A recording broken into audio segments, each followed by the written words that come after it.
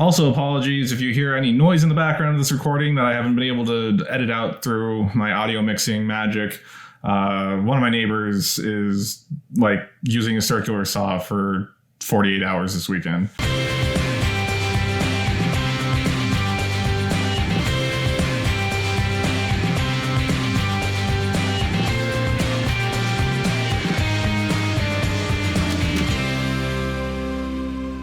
Welcome back to Rewind with bschwitty, because with great power comes great responsibility. Today we are going to be doing another review. It's actually on a product that I've been using for the last 2 weeks since we've restarted Rewind.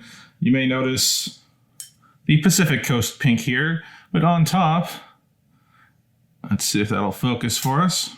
Nope. This one, please. The Rabbit wine closure system. I've been using these to seal off the sparklings and champagnes I've been opening to do pairings and other things on the show. Let me read you a little bit about the product from the website. The wine/champagne sealer is the perfect accessory for the wine lover.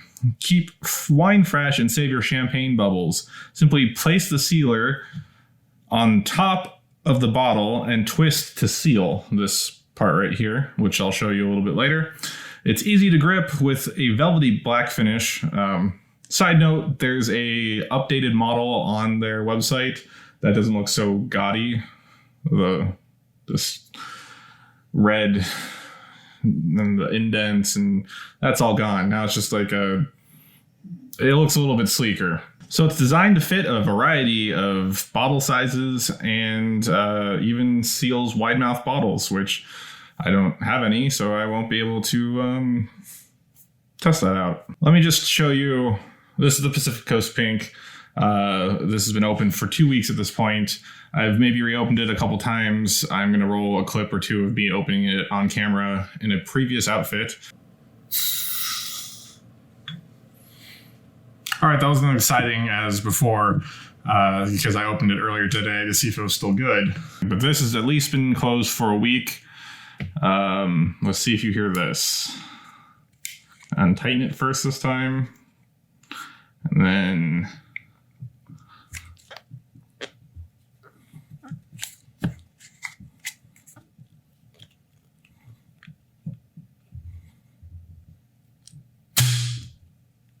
yeah, right? Right? How awesome is that? It's like it's been sealed with the CO2 in it in the fridge for quite some time, and like I'm opening it fresh. Isn't that just crazy? See, there's still some fizz left in this old girl. See how it tastes.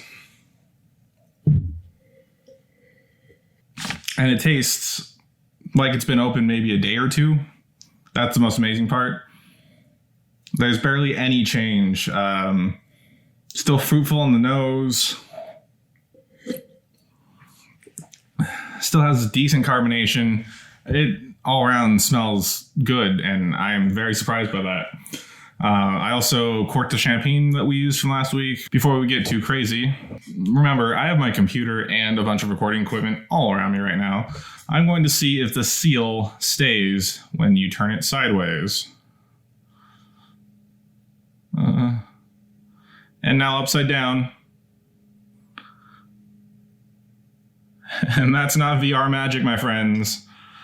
That is a decent testing. So in the past, I've recommended this wine corker system. I don't even remember what to buy at this point, but it has these stoppers, and then you take this thing and you put it on the bottle and you go boop, boop, boop, boop, boop, and it sucks the air out of it. Houdini also makes one, but it's square, and I hate it because it's square. We used these back when I was in the tasting room, before I was even in the cellar. I really like these. It was a decent stopper for a standard size bottle, but the one thing it couldn't do is stop sparkling, because as I learned one time when I was taking a nearly full bottle of sparkling to a party, you remember those back when back when we had those. I had just opened, I don't even remember. I think it was a champagne, and it was for like one of the early episodes of Rewind. And it also happened to concur with a holiday party for something.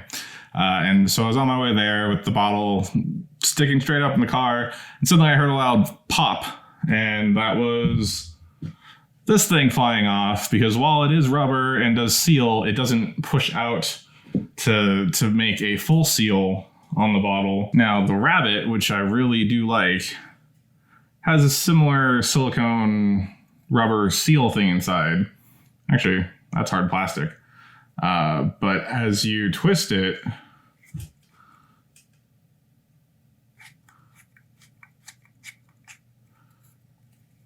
the inside expands out to seal the hole. I like it because you don't have to use the thing that makes me feel like I'm making children's blow-up balloons.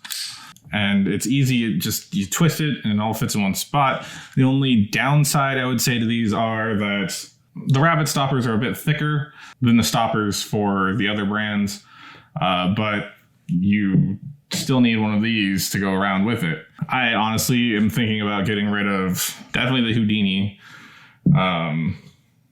maybe even this, who knows. But it's just if you drink a lot of champagne, but maybe live by yourself, like I do, don't drink a lot of it at one point. Don't finish off a bottle in a single sitting, and you're afraid your fridge might explode if you seal champagne with one of these weaker ones. And I think in the past have reviewed a champagne stopper that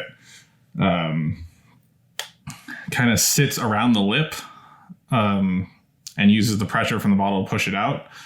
That one's great too. I have no idea where mine went off to, which is why I started using this one, because I had honestly believed that previous product was much better.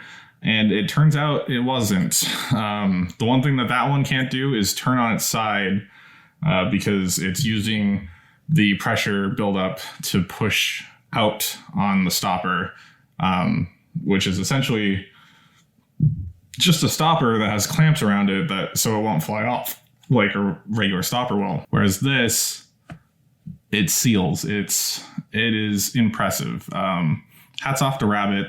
I thought you just made really weird wine openers. Congratulations on that.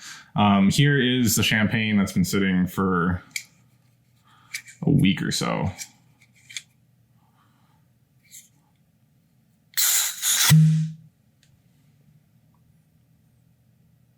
Yeah.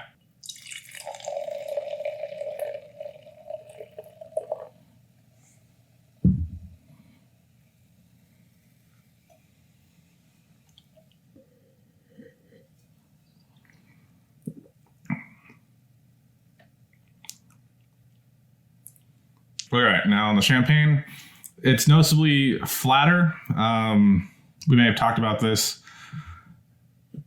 There's less CO2 popping up. This is not the first time that I've reopened the bottle, though. Relative carbonation, it is a little bit flatter than the sparkling wine was, but the taste is still there. There's still carbonation on the palate, but yes, I've never had bottles of sparkling or champagne last that long in the fridge and still taste good this far out.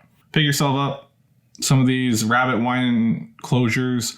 You can find them on their website in an updated model. Like I said, it doesn't have this sloped ridge here that, while looks like it's easier to twist and whatnot, not sure it's as aesthetically pleasing as the new models is. That's just a gradual angle. Not knocking this, but the new model looks much more sleek, but functionally they're the same thing. So I'm keeping these.